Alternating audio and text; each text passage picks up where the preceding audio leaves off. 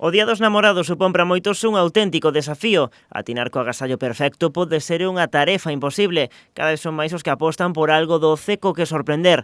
Ademais de ser un agasallo saboroso, tamén resulta válido para todos os petos. Temos desde 1,50 € o máis económico hasta podes ter sobre 25 € unha caixa con bombóns, con taza, con osiños de peluche.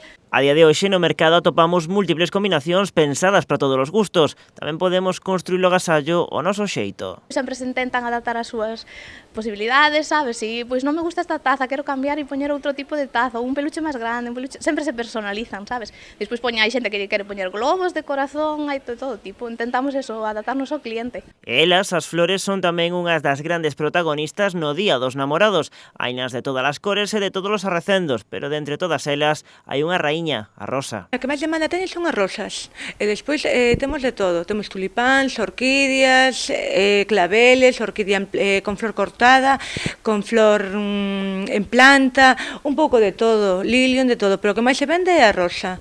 E dentro das rosas mesmo atopamos algunha novidade, as rosas preservadas. O tacto son idénticas ás convencionais, non precisan auga e consérvanse durante 2 anos. Para os que desexen un agasallo máis duradeiro, outra das opcións é mercar unha orquídea. Sei que en xeral os prezos mantéñense como no resto do ano, agás a rosa.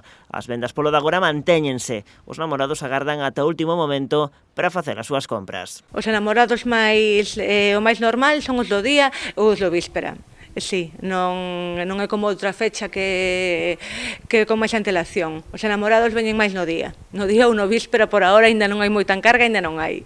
Pero bueno, todos os anos é igual. E non crean que isto de agasallar flores só vai nunha dirección. Cada vez é máis frecuente que sexan os homes os que reciben un ramo de flores por San Valentín, porque a ninguén lle amarga un doce, nin tampouco arrezando dunhas rosas.